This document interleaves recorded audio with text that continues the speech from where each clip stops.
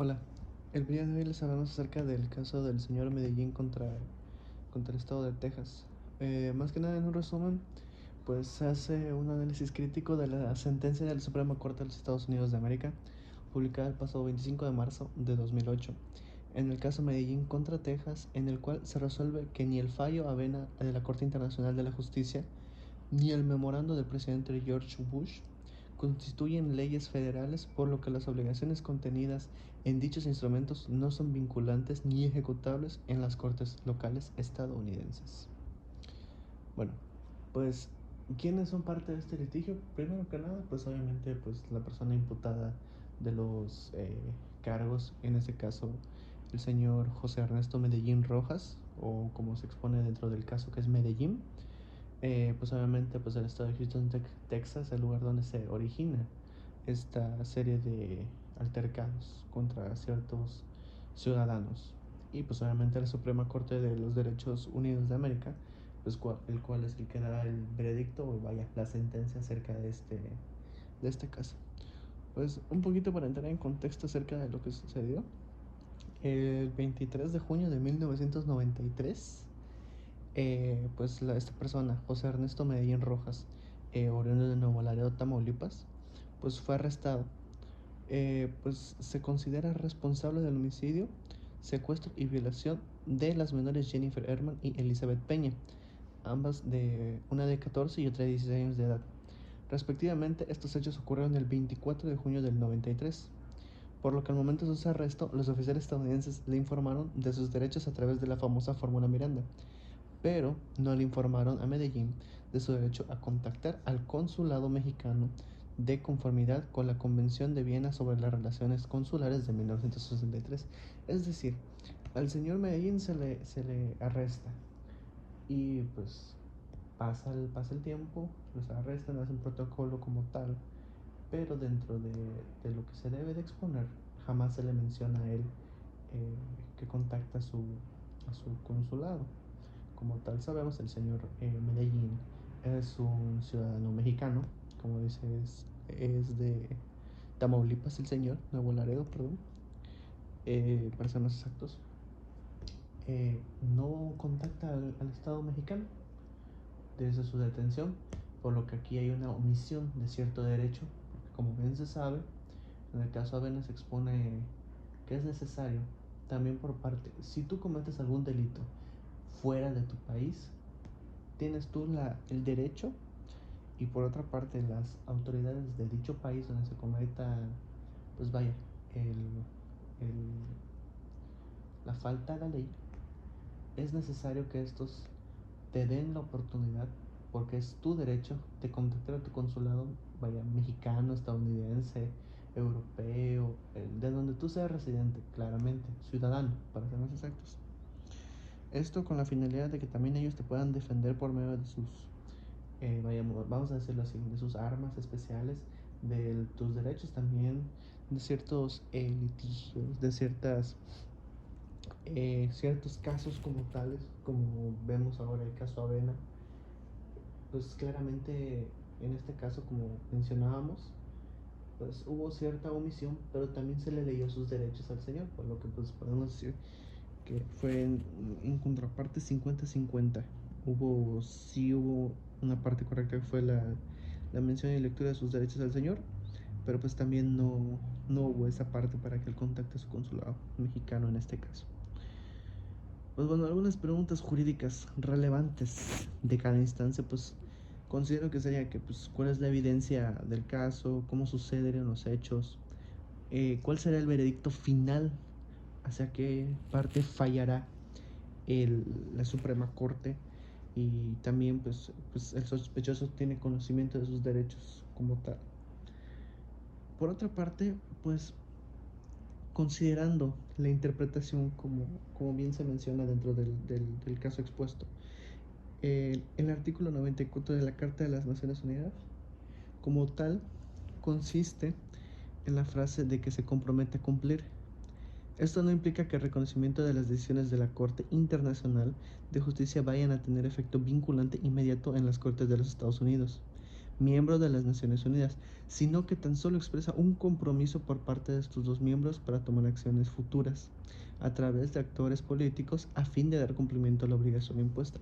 Es decir, que por estas ambas partes se consta de un cumplimiento, ambas partes se comprometen a cumplir, por lo que es por eso que se hace hincapié dentro del artículo 94, poniendo en parte que tanto Estados Unidos, en el estado de Texas, hubo la falta, ellos van a cumplir con, obviamente, servicios periciales, eh, la lectura de derechos, obviamente pues todo lo que se le debe de dar al presunto culpable en este caso, o a la persona que ya fue exonerada de su libertad.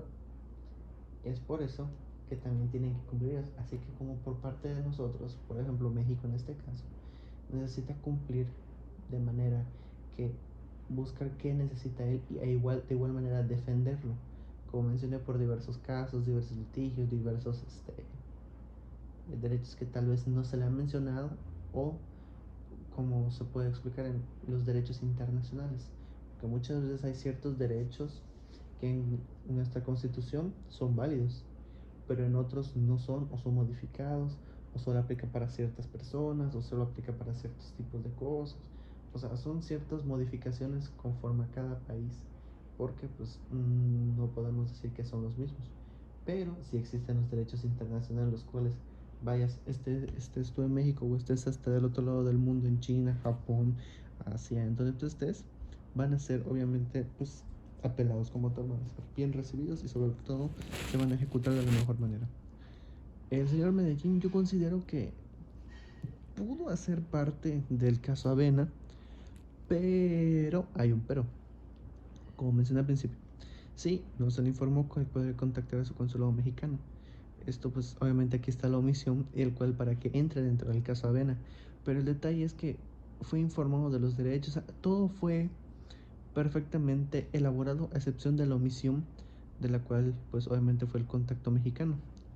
Pero obviamente se sabe que pues hubo una, hay ciertos estándares, o más bien en el pasado hubo ciertos antecedentes de personas que fueron juzgadas y llevadas a pena de muerte y no era válido, no era válido en ese entonces. ¿Qué quiero dar a entender? Que ciertas personas fueron llevadas a juicio. En el juicio pues obviamente perdieron. En este caso pues su sentencia era cierta cantidad de años y pena de muerte, ¿no? Entonces, lo que pasaba es que ciertas de esas personas eran presuntos sospechosos, mas no eran los culpables como tal, eran presuntos y de diversas faltas de evidencia, al igual que pues ser personas que, en nuestro caso, ser mexicanos, pues obviamente hablamos español y Estados Unidos hablan inglés, el idioma inglés.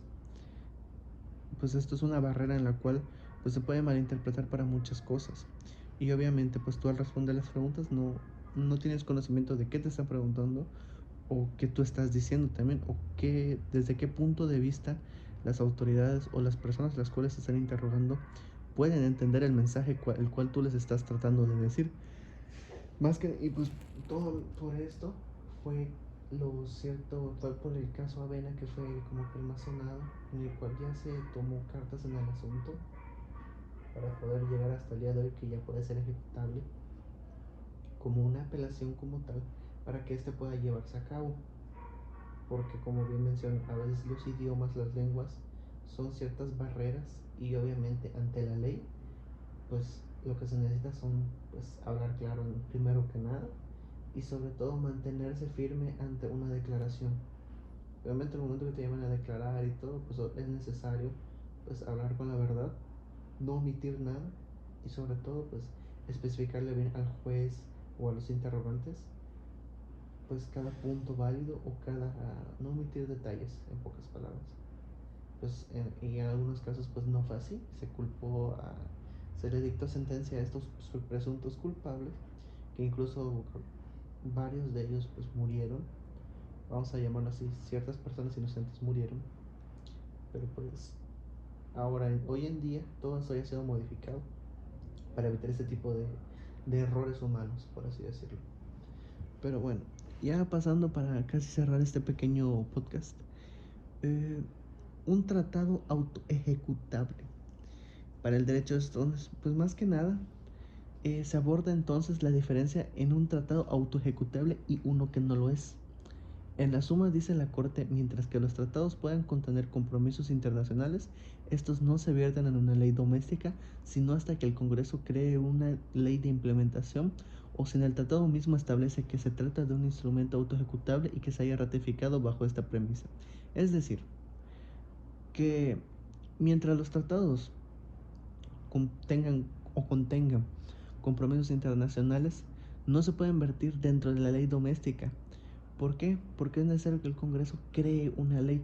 Supongamos un ejemplo. Creamos una ley, se elabora un delito en el cual se roba leche. Un ejemplo, ¿no? Internacionalmente se puede defender ese delito eh, como sobreponiendo, no, pues lo robó por error, un ejemplo, ¿no? Se confundió de vaca y no era su vaca y robó leche. Y puede ser, puede ser un dato válido ante internacionalmente, pero como tal, en este caso, dentro de este país no hay una ley como tal que le dé fe y legalidad a esto. Porque a lo mejor internacionalmente pueden decir que sí es válido y tú puedes ser inocente en este caso, una confusión, ¿no? Pero en este caso, supongamos que sea en Estados Unidos, si en Estados Unidos esta ley no existe, o sí existe, pero con otros tipos de contexto, o solo aplica para ciertos casos, se tendría que crear una ley específicamente para que esta pueda llevarse a cabo. De otra manera, pues obviamente, aunque tú digas, no, pues es que yo soy inocente, obviamente el Estado va a fallar a que eres culpable porque no hay una ley que lo apele, o más bien una ley en la cual tú puedas defenderte. Es esto a lo que se menciona como tal. Y ya para finalizar, la relevancia que tiene la soberanía en la decisión de la Corte Suprema de los Estados Unidos.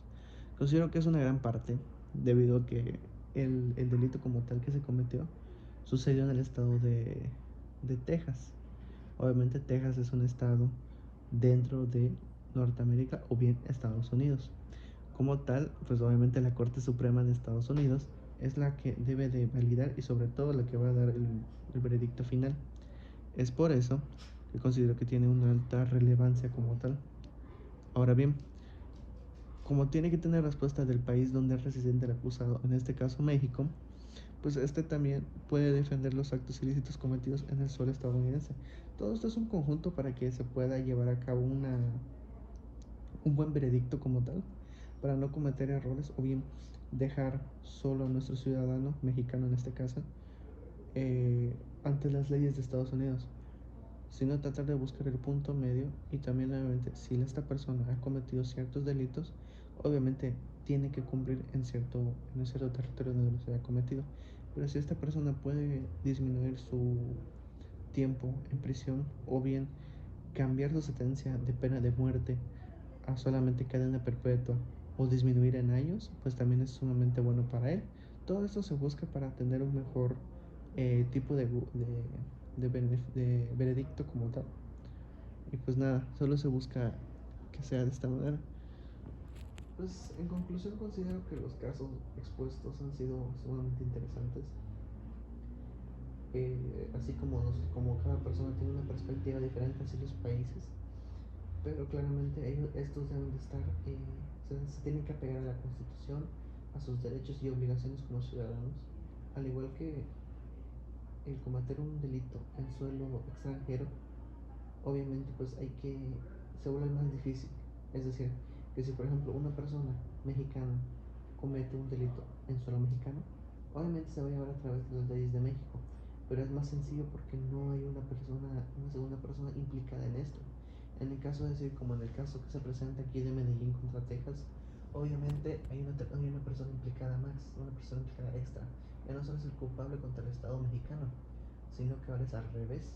El culpable que cometió un delito en suelo estadounidense tiene que defenderse y tiene que buscar apoyo de la parte del Estado mexicano, o sea, en México, para poder llevar a cabo su sentencia o bien eh, quitar ciertos cargos que les ha sido imputado al posible sospechoso o posible culpable. En pocas palabras, considero que se tiene que llevar de una manera correcta para que se haga válido ciertos derechos de la persona y sobre todo conocer los derechos internacionales ante todo caso, porque de esta manera también nos servirá como protección en todo el mundo. Asimismo, conocer los derechos y sobre todo la constitución de lo ilícito y lo no ilícito dentro de un país extranjero, porque a lo mejor para lo que nosotros dentro de nuestro país puede ser ilícito, ahí no, o viceversa, para lo que nosotros no puede ser ilícito, ahí sí puede ser. Son ciertas cuestiones de territorio y solamente cuestiones jurídicas de derecho, en las cuales es mejor investigar, que pues obviamente es pasar un mal rato. Y obviamente en casos más específicos como el de aquí que se habla de homicidio, violación y secuestro, pues ya son sumamente más graves que obviamente en todo el mundo está penado. No es como que digas, en cierta parte del mundo ese delito no es un delito, porque obviamente sabes que la privación de libertad, eh, la violación y sobre todo incluyendo hasta el asesinato, pues son delitos graves, son delitos sumamente graves, de los cuales siempre van a estar penados por la ley, aquí y en todo el mundo. Y pues eso sería todo de mi parte, muchas gracias.